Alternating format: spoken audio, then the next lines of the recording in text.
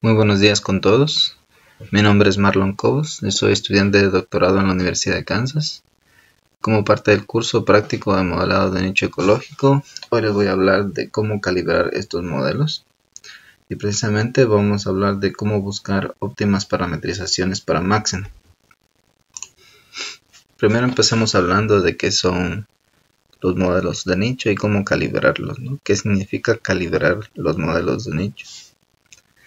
Una calibración de modelos es un proceso que tiene por objetivo determinar cuáles son los parámetros más adecuados para obtener modelos que representen muy bien un fenómeno de interés. Esto generalmente lo logramos a través de encontrar cuáles son los modelos que se están ajustando mejor a los datos. En el caso de los modelos de nicho, esto no deja de ser cierto, y este proceso de calibración constituye uno de los pasos intermedios y más importantes del proceso completo de modelado de nicho. Lo tenemos aquí. Después de haber preparado los datos, haberlos limpiado, haber organizado todo lo que necesitemos, viene la calibración con datos adecuados. Y luego de encontrar parametrizaciones adecuadas y óptimas para los modelos, es que procedemos a crear los modelos finales. Entonces, dentro de los últimos avances, si bien no tan recientes, pero de lo más nuevo que existe en calibración de modelos de nicho ecológico, tenemos en el 2010 el paquete ENM Tools fue publicado como una caja de herramientas para realizar diferentes análisis, y en este paquete posteriormente se implementó el uso del criterio informativo de Kaike corregido para tamaños de muestra pequeños en los modelos de nicho ecológico. Y esta plataforma fue una plataforma específicamente de evaluación en la cual se ingresaba los datos de diferentes corridas de modelos de nicho en Maxent y se evaluaba estos, ¿no? A través no solo del criterio informativo de Kaike corregido, sino también de tasas de omisión y otros criterios de evaluación. Después de eso hubieron algunos otros avances, sobre todo del grupo de profesor Anderson y otros colegas en el campo, en los cuales llevaron a un paquete muy interesante llamado ENM Eval, que fue creo que la primera plataforma integral de calibración, es decir, constituía un paquete de R que tenía herramientas que permitían hacer todo el proceso de calibración, desde la creación de modelos candidatos hasta la evaluación. Y además por ello constituyó una implementación más directa de la parametrización que se tiene que hacer en los modelos de nicho, ¿no? Estos paquetes fueron presentados en estos papers que les muestro aquí y sentaron las bases para lo que ahora estamos discutiendo y vamos a ver como una práctica. Estos dos paquetes se crearon como, si no paquetes sino cajas de herramientas, se crearon para específicamente Maxent, debido a la facilidad que tiene este programa para parametrizar algunos de sus aspectos, de sus argumentos muy importantes dentro del modelo. Entonces, dentro de esos aspectos importantes que permite ajustar Maxent, están dos de los que ya habían considerado anteriormente estas herramientas y otras similares que se han creado, como son los multiplicadores de regularización y tipos de respuesta, pero otros de los que recientemente hemos empezado a considerar son los grupos de variables que se usan. Entonces, como ustedes bien saben, o bueno, si no lo saben, durante este curso y otros cursos lo aprenderán, las variables utilizadas como predictores, los modelos de nicho, son de gran importancia y deben ser seleccionadas con cuidado. Para mantener como una lógica entre los modelos al momento de decir qué es más importante para la especie a nivel ambiental. Otra cosa también de cuidado está relacionada puramente al tema, al aspecto estadístico de estos modelos, y es que, por ejemplo, evitar la multicolinearidad o la correlación entre las variables predictoras es muy importante. Entonces, por ello nosotros proponemos que los grupos de variables tienen que ser uno de los aspectos a evaluarse al momento de ajustar Maxent. Aquí tenemos, por ejemplo, 3 sets de variables. Cada uno de estos sets es diferente y tiene diferente nivel de complejidad. Por lo tanto, podría llevar respuestas distintas. Sin embargo, no sabemos cuál de estos sets de variables es el más adecuado, de acuerdo a los datos que poseemos para una especie determinada. Estos 3 sets son solo un ejemplo, por supuesto. Pueden ser diferentes variables que no sean ambiental, bioclimáticas, o incluso componentes principales de distintas variables. Dentro de los multiplicadores de regularización, ya otros paquetes habían considerado esto, y de lo que se habla es que este parámetro es una manera de permitir al modelo ajustarse más o menos hacia los datos en las predicciones que realiza. Entonces, mientras más alto sea el valor, el modelo es más permisivo o es menos restrictivo en cuanto a la predicción espacial que realiza, ¿no? Que tiene que ver directamente con cómo se ajusta el modelo a los datos estadísticamente, ¿no? Y después tenemos los tipos de respuesta, que pueden ser muy variadas en Maxent, debido a que no solo tenemos las básicas que propone el programa, ¿no? Que son lineal, cuadrática, producto, threshold y hinge, sino que todas las posibles combinaciones de estas. Entonces puede haber un conjunto muy grande de estos tipos de respuesta.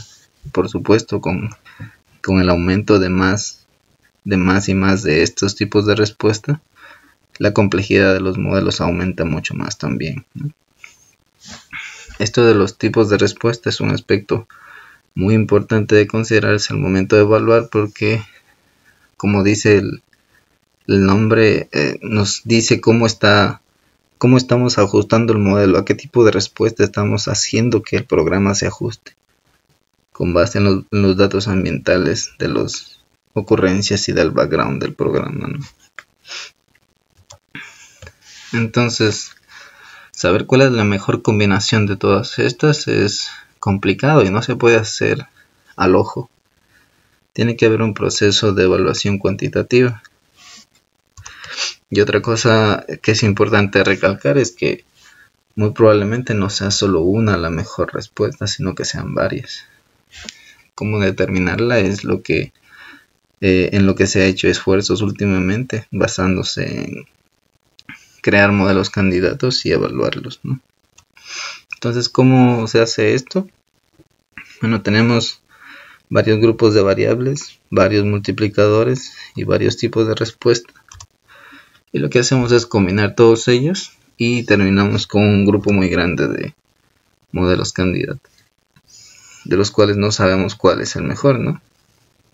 Podemos tener ideas de acuerdo a exploraciones iniciales de qué tipos de respuesta, por ejemplo, sean adecuadas, o de qué tipos de variables sean adecuadas considerando la biología de las especies y el lugar, el entorno en el que vive y cosas por el estilo. Pero no podemos saberlo hasta que hagamos un proceso adecuado de calibración.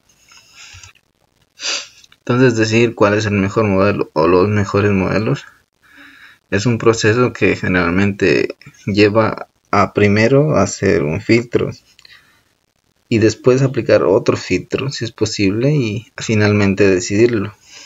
Generalmente en los otros paquetes que he analizado no se hace esto de manera automática y el investigador tiene que tomar decisiones en este sentido.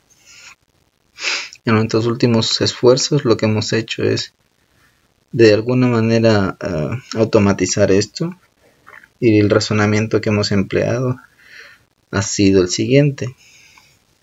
Entre todos estos modelos seleccionamos solo aquellos que tengan resultados mejores que predicciones al azar, y para eso usamos la métrica del partial ROC, que es un poco más rigurosa que el ROC normal y del área bajo la curva, que es comúnmente usada y que realmente no tiene ningún sentido en los modelos de nicho ecológico. La gente muchas veces meramente la nombra en sus papers por un simple tecnicismo, ¿no? Que no es adecuado. Entonces el partial ROC es una métrica mucho más eficiente al momento de identificar si un modelo está haciendo predicciones aleatorias o no. Pero eso no es todo lo que un modelo tiene que tener para poder considerarlo como adecuado. Una de las principales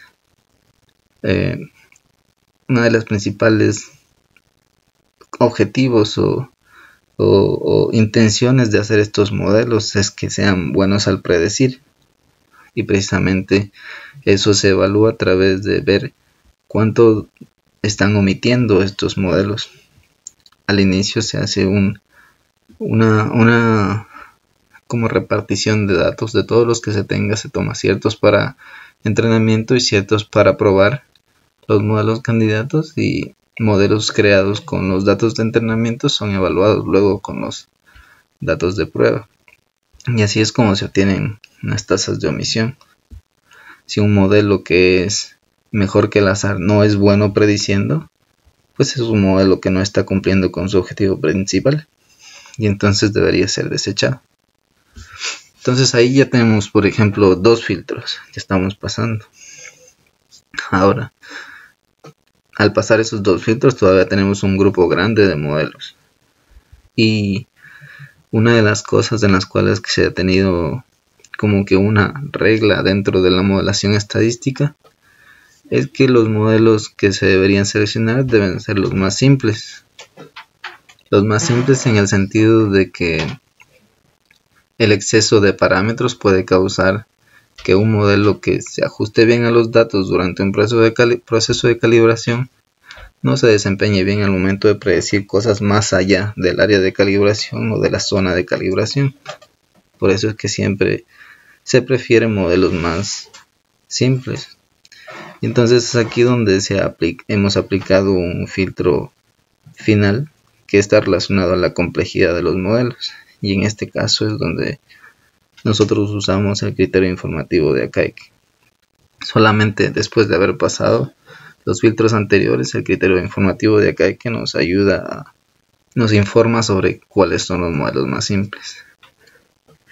Esta es una de las diferencias radicales que tenemos entre otros con los otros grupos en los que están haciendo avances en este campo, en que, por ejemplo, no basamos nuestras decisiones en cuál es el modelo que tenga menor A y C simplemente.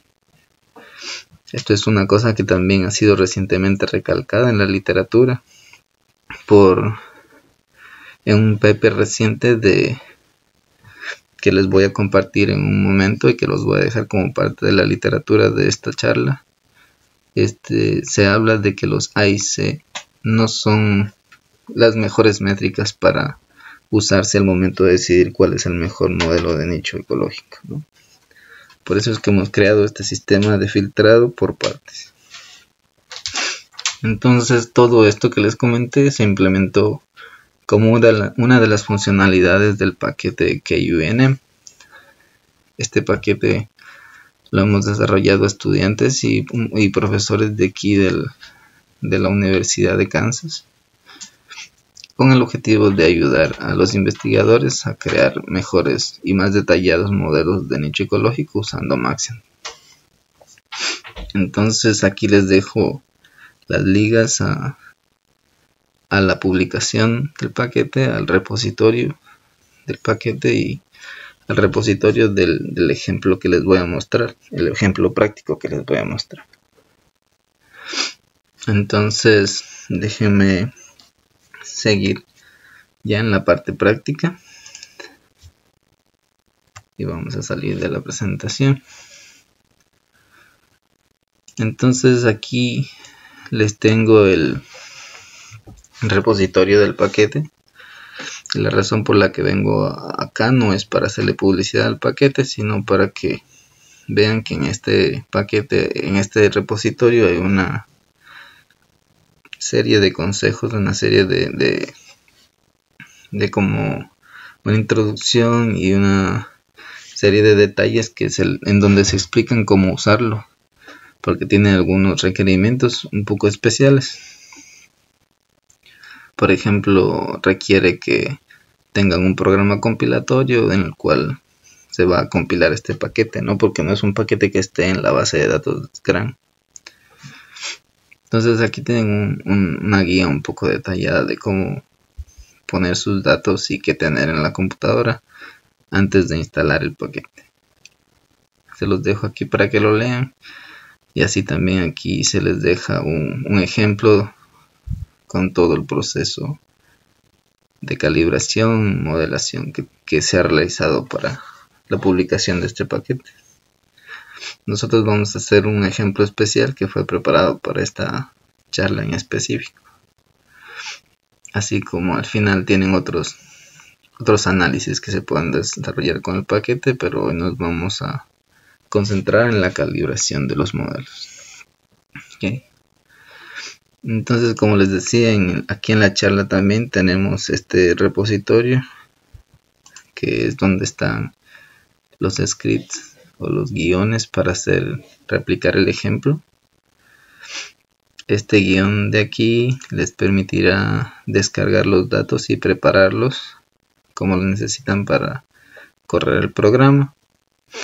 No lo voy a hacer porque ese no es el objetivo de esta clase. Aquí están, por ejemplo, descarga los datos de GBIF, cómo limpiar los datos, cómo afinarlos, cómo separarlos en entrenamiento y prueba, cómo descargar las variables bioclimáticas, cómo preparar un área de calibración muy simple, ¿no? No tiene que ser necesariamente así. Mientras mejor lo hagan es mucho mejor. Esta es una preparación bastante simple. Hemos desarrollado los componentes principales de las variables para hacer el ejemplo un poco más simple también. Y después esta parte solo organiza los datos.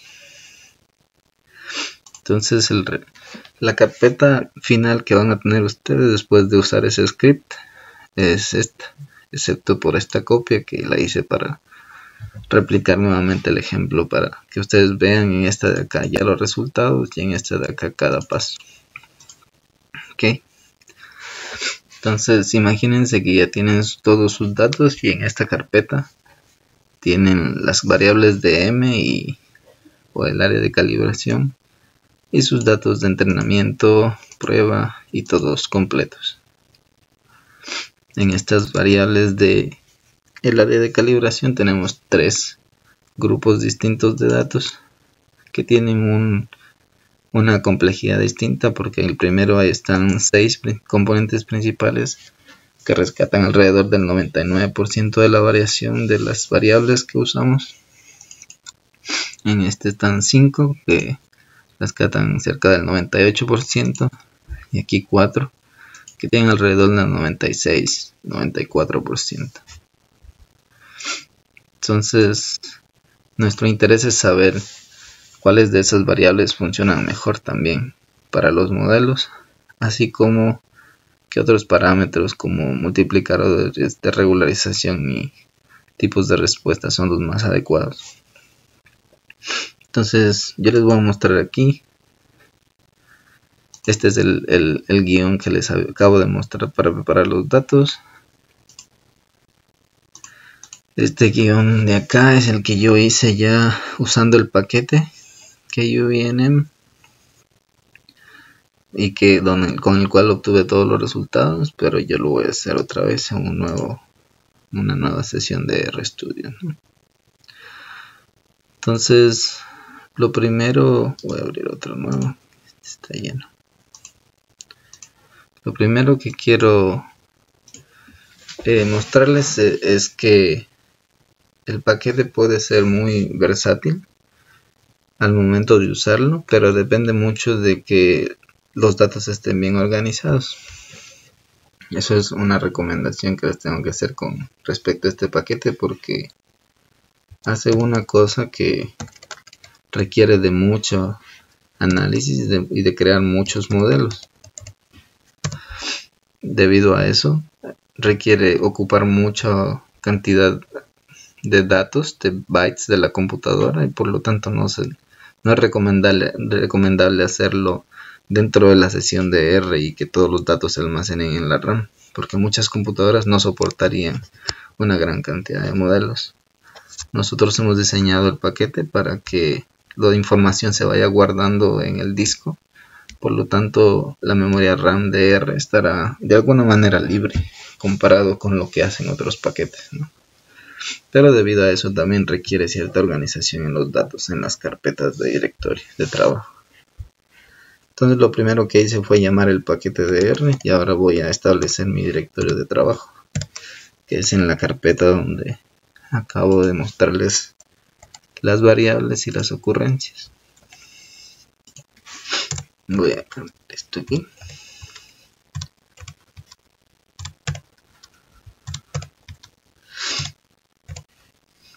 Y ya tenemos el directorio de trabajo. Entonces lo primero que vamos a hacer es hacer, como es un ejemplo simple de una sola especie, vamos a usar una función que se llama KUNM_start. Vamos a ponerle un nombre aquí que va a ser model calibration, y eso nos va a construir un archivo que se llama archivo R_Markdown, que es una manera de conjugar texto y código que resulta muy útil al momento de crear todas estas cosas en los modelos y todos estos análisis, porque pueden guardar notas y código de todo lo que han hecho, y al final les permite hacer sus resultados o sus análisis más reproducibles, y es más fácil compartirlos, ¿no? Aquí hay unas pequeñas indicaciones iniciales de cómo usar estos archivos, y aquí también unas pequeñas introducciones de qué es cada uno de los procesos, ¿no? Entonces lo primero que vamos a hacer es crear modelos candidatos. ¿Cuáles son los modelos candidatos? Son aquellos modelos que tienen diferentes parámetros y por lo tanto están conjugando todas esas posibles opciones de las que habíamos hablado. Entonces yo aquí voy a copiar lo que ya tenía en el otro guión para poder replicar lo mismo, y entonces esta es la primera parte y yo les explico ahora qué es cada una de estas cosas, ¿no? Entonces este primer grupo de códigos ayuda a definir los argumentos para la función que vamos a usar, la función que va a crear todos los modelos en Maxent. Entonces estos de aquí son las ocurrencias que tienen el set de ocurrencias donde están todos los registros. Este siguiente es las ocurrencias de entrenamiento. Aquí tenemos el nombre de la carpeta donde están los grupos de variables en el área de calibración. Este es el nombre de un archivo .batch o .bash,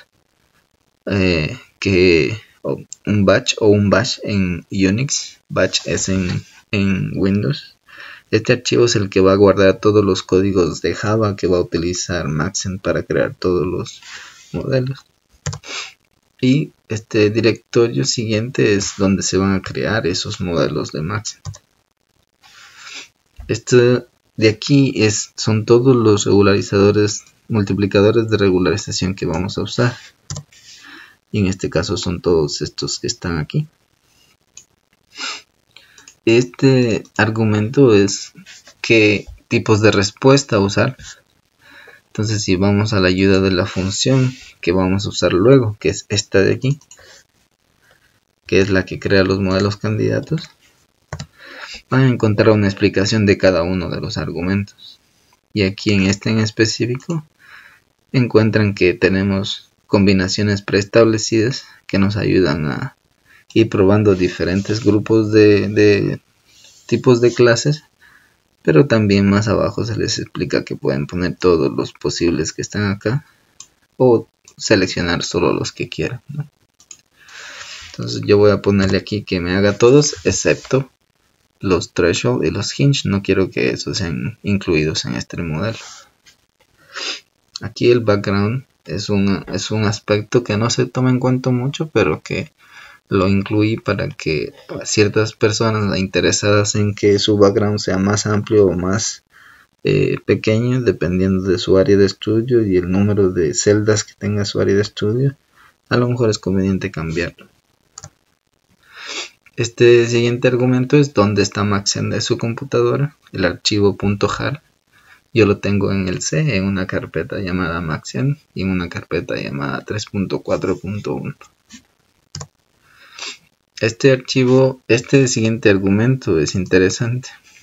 Este es el que permite hacer modelos afuera de R y no crearlos ocupando a R durante el proceso. Si ustedes le ponen que sea verdadero este wait, entonces R va a estar ocupado haciendo los modelos internamente. Pero si lo dicen falso, los modelos se van a hacer afuera, como lo van a ver en un momento. Y este argumento de run es solamente si quieren que los códigos para los modelos se creen y que se corran de una sola, o si no, solamente se crean los códigos y las carpetas necesarias y luego ustedes pueden correr ese archivo cuando ustedes lo quieren, ¿no? Entonces ahora vamos a correr la función y lo que va a hacer esta función, no corrí este. Lo que va a hacer esta función es crear todos los archivos necesarios. Y miren lo que ahora tenemos en nuestra carpeta. Antes estaban solo estos archivos de aquí seleccionados. Y ahora tenemos este que se creó con la función KVNMStart. Este que es el conjunto de códigos para Maxent. Déjenme lo abro aquí. Y esta carpeta donde van a estar todos los modelos de Maxent que se van a crear. Y ahora les explico por qué hay dos carpetas por cada parametrización. Una de las cosas comunes al hacer estas parametrizaciones es que se crean dos modelos por cada parametrización. Una parametrización es un multiplicador de 0.1, un feature classes lineal y el primer set. Eso tiene aquí dos modelos. Uno creado para solo con los datos de entrenamiento y uno creado con todos los datos. Este creado con los datos de entrenamiento sirve para evaluar el partial rock y las tasas de omisión. Y este de aquí sirve para evaluar los valores del criterio informativo de Akaike. Y por eso es que presentan dos carpetas. Entonces ahora se están creando todos esos modelos y como les dije, no es R quien los está creando, sino es la computadora por fuera de R que está usando estos códigos de aquí y que son todos estos que ustedes ven aquí. Estos son los que están creando todos los modelos y es de alguna manera útil tener estos códigos porque después pueden revisarlos y es más son una guía para aprender a usar Maxent desde su control de comandos, ¿no? Es interesante. Entonces miren, es aquí donde se están creando todos los modelos de Maxent a través de el terminal de Windows. Y como les decía, olvidé mostrarles cómo estaba mi nivel de memoria al inicio, pero mi nivel de memoria era de cerca de 8 GB utilizados porque estaba haciendo otros procesos. Y el nivel de uso del CPU era mucho más bajo, era cerca del 10%. Entonces lo que logramos con hacer estos modelos aparte es que la memoria RAM se mantenga estable y solamente se usa el poder del CPU. Entonces mientras esos modelos se están creando, lo que nosotros podemos hacer es evaluarlos en AR. Eso sí es una tarea que se hace en R. Miren, aquí tenemos un mensaje que nos dice que Maxen se ha creado un archivo de batch de Maxen para 147 modelos de calibración. La siguiente parte de la calibración, eso fue nada más crear los modelos candidatos, es crear los modelos, es evaluar esos modelos candidatos. Ok, vamos a ponerlos a evaluar para que ustedes vean cómo se ve eso y vamos a hablar un poco de los datos de entrenamiento y de prueba. Como les dije, voy a copiar el código que tengo en el script que van a tener ustedes disponible en el repositorio de GitHub. Entonces, estos son los argumentos. Aquí tenemos las ocurrencias de prueba, el nombre de una carpeta que se va a crear con los resultados de la calibración, cuál es el threshold preestablecido que vamos a ponerle, que es como un nivel de error que vamos a permitir en los modelos, el threshold de 5%. Cuál es el porcentaje aleatorio que van a coger los datos al momento de evaluar el partial rock en cada uno de sus bootstraps. Cuántas iteraciones de ese proceso de partial rock vamos a hacer.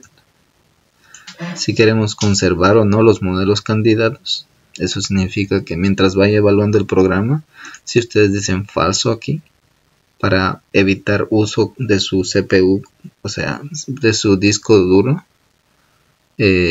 pueden ponerle falso y entonces evalúa un modelo y lo va borrando y así ahorran espacio. Y este es el tipo de selección.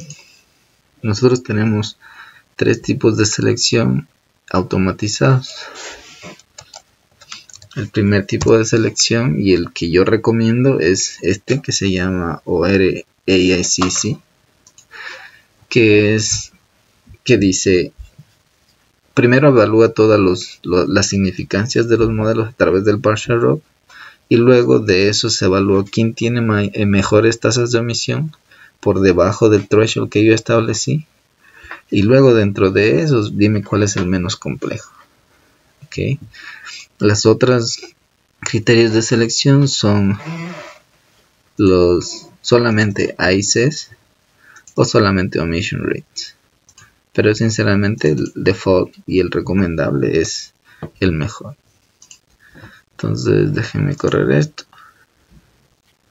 Y yo voy a empezar la evaluación.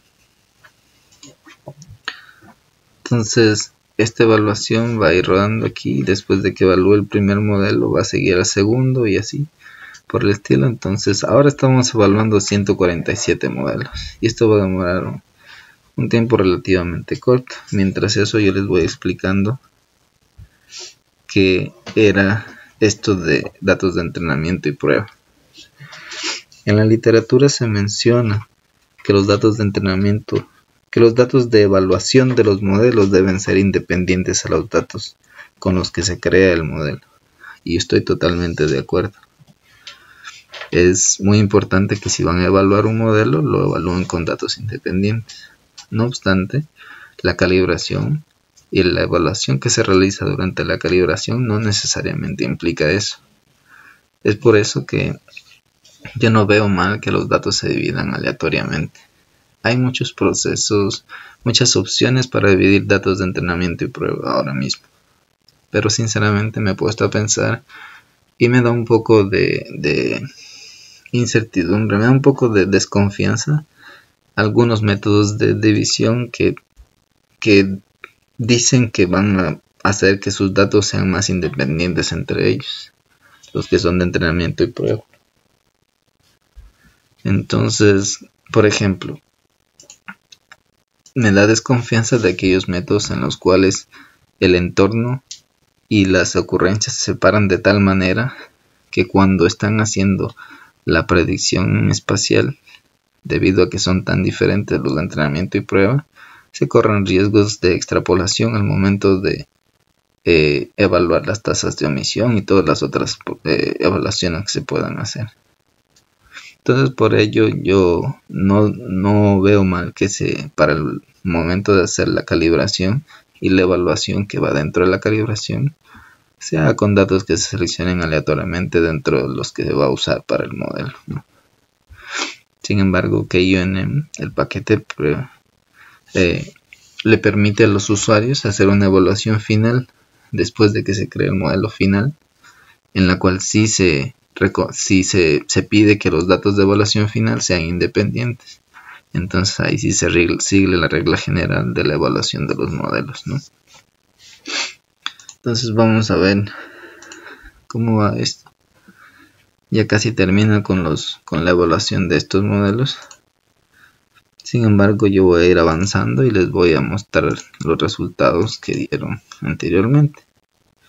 Aquí tenemos la carpeta que se crearía y tenemos estos archivos. Este archivo HTML es un archivo muy interesante en el cual se resume todo el proceso de calibración. Entonces aquí, como pueden ver, les da un resumen de todo lo que pasó, qué es lo que se usó para la calibración y unas estadísticas, ¿no? Entonces miren, hubo solamente un modelo que pasó los 3 criterios de evaluación. Un modelo estadísticamente significativo que pasó las tasas de omisión requeridas y es el modelo más simple por ahí. Aquí lo tenemos, es este de aquí. Como ven, el multiplicador de regularización seleccionado fue menor que el que viene por defecto. Y el tipo de respuesta fue lineal, cuadrático y producto, los 3 juntos. Pero las variables que se seleccionaron no fueron las que tenían mayor varianza explicada por los componentes. El set 2 tiene un componente menos que el set 1, perdón. El set 1 tiene 6 componentes y el set 2 tiene 5 componentes principales. De ahí lo que les recomendaba de que tener varios grupos de variables es un aspecto muy importante. Entonces aquí tienen una pequeña gráfica de cuál es el modelo seleccionado y aquí lo tienen, ¿no? Un modelo con tasas de omisión de 0% y con valores de AIC muy bajos. Aquí está un grupo, una muestra de los modelos que se obtuvieron, ¿no?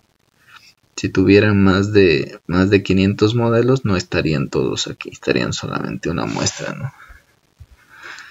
Entonces acá también tienen en los resultados de la evaluación estos archivos de aquí están. Estos archivos de aquí están representados acá, pero les recomiendo que abran este, por ejemplo, en el cual ustedes van a poder explorar manualmente y ver qué es lo que está sucediendo con las evaluaciones, ¿no? Tenemos aquí los modelos, los resultados del partial log, los resultados de los omission rates, del AIC y por el estilo. Estos AICs que están aquí son calculados para todos los modelos, ¿ok? Los AICs que se recalculan durante el proceso de selección son distintos, porque se recalculan solo entre los modelos que pasan los criterios de significancia estadística y tasas de omisión. Entonces déjenme mostrarle algo curioso. ¿Qué es lo que nos dice la selección solamente por valores de el AIC? Es que tienen que seleccionar modelos que tengan el menor AIC, ¿no? Tienen este y estos 3 son los menores.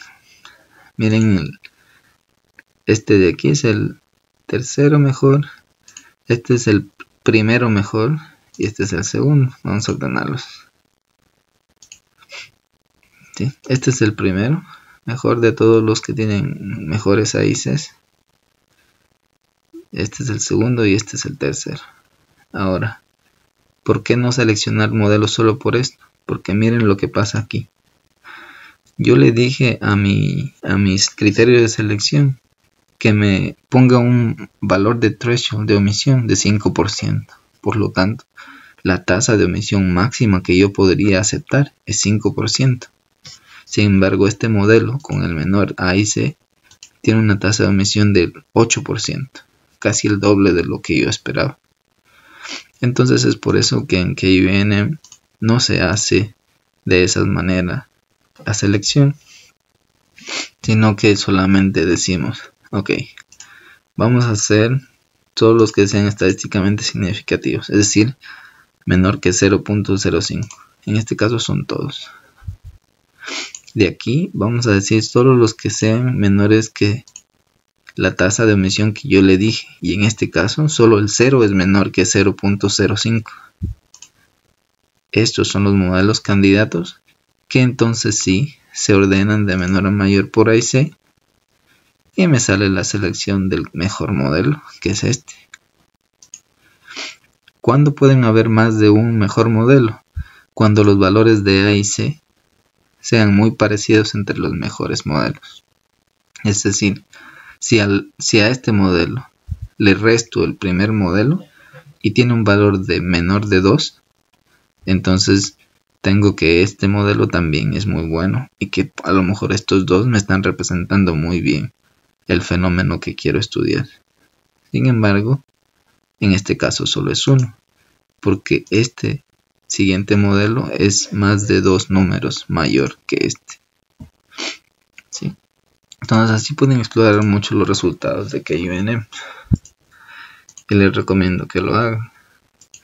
Entonces una vez que hacen todo esto, ustedes han terminado el proceso de calibración. Y un proceso de calibración que ha terminado con una selección de modelos óptimos. ¿Qué se hace después de eso? Después de eso se producen los modelos finales. Entonces para eso están las siguientes funciones de KVNM, ¿no? Por aquí tenemos evaluación de modelos finales y cosas por el estilo que están puestas por defecto en este molde para que los usuarios puedan verlas. Pero en este caso solamente vamos a producir modelos finales para que ustedes miren qué tal está ese resultado, ¿no? Igual voy a copiar los códigos que tengo por acá y luego se los muestro. Aquí nada más estamos diciéndole a KVNM que nos produzca todos los modelos seleccionados como mejores, y lo va a hacer a través de Maxent, por supuesto. En este caso solo los vamos a producir para el área de interés, para el área de calibración o M, como quieran llamarlo, y eso nos va a dar los modelos finales, ¿no? Nada más déjenme confirmar que se terminó esto. Pues sí.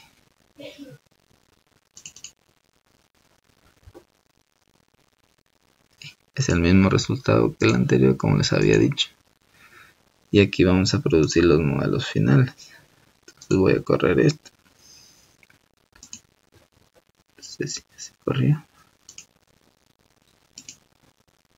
Y voy a borrar esto. Todo está bien.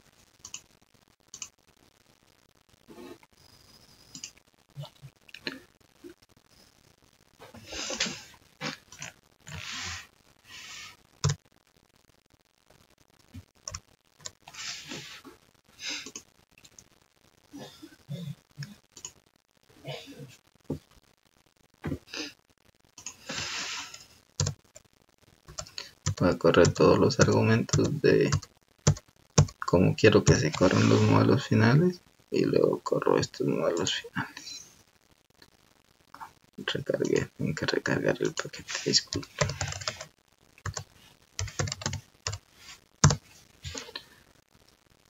Y eso debería arreglar.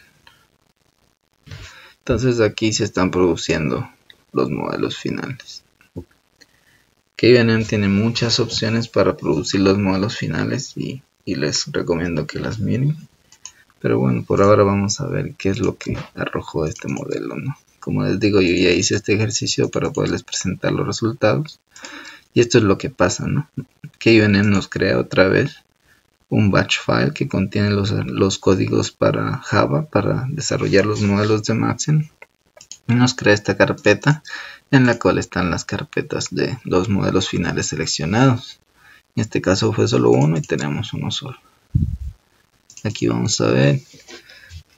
Este fue un ejemplo de un perrito de la pradera de México que está localizado en esta zona y que tenemos un registro aquí del cual yo no estoy seguro porque no soy un experto, pero como este es un ejemplo de caso, no me detuve mucho en esos detalles, ¿no?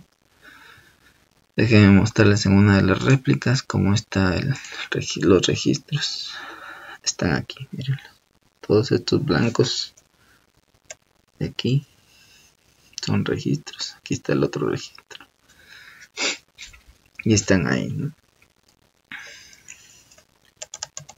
Y entonces déjenme mostrarles cómo fue, ¿no?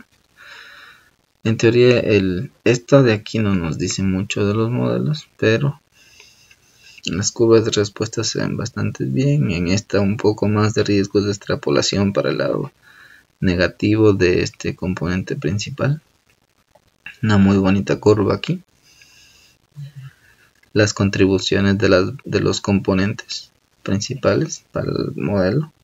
Como ven, si excluyéramos cualquiera de los componentes principales en este modelo, el modelo decaería mucho en desempeño. Y una cosa curiosa, no es el modelo, el primer componente principal el que tiene la mayor contribución, como lo pueden ver aquí también. O sea, no necesariamente está relacionado con la cantidad de variación que representa un componente a el efecto que tiene ese componente en el modelo. Entonces, este modelo para mí está bastante bien porque no está sobreajustado a los datos. Sí, está encerrando una área relativamente grande y está separando zonas que no son adecuadas para la especie, ¿no? Entonces, eso es un proceso, el resultado de un modelo seleccionado a través de un proceso de calibración con KNN. Como les digo, aquí están todos los detalles que ustedes lo pueden ver y espero que esta pequeña guía les haya servido. Aquí otra vez tienen en este repositorio, que lo voy a dejar fijo, el script para obtener y preparar los datos, y este que lo sugiero que lo descarguen si es que lo quieren analizar con detalle, que va a ser el tema de cómo hacer la calibración, ¿no? Y el modelo final que acabamos de hacer. Como ven, el código puede ser relativamente sencillo, pero de verdad le pusimos bastante empeño en tratar de rescatar toda la complejidad de este proceso de calibración y hacerlo un poco más sencillo para que los usuarios lo puedan ver de esta manera, ¿no? Y confiamos en que los resultados que puedan obtener mejoren un poco a través del uso de este paquete. Y que conste que no estoy sugiriéndoles que usen este paquete en lugar de ningún otro, sino que les damos una opción más para que ustedes puedan explorar, ¿no? Con esto me despido, muchas gracias por su atención y envíennos sus preguntas. Le quiero dar las gracias especiales a mis asesores y colegas desarrolladores de este paquete y que tengan un muy buen día.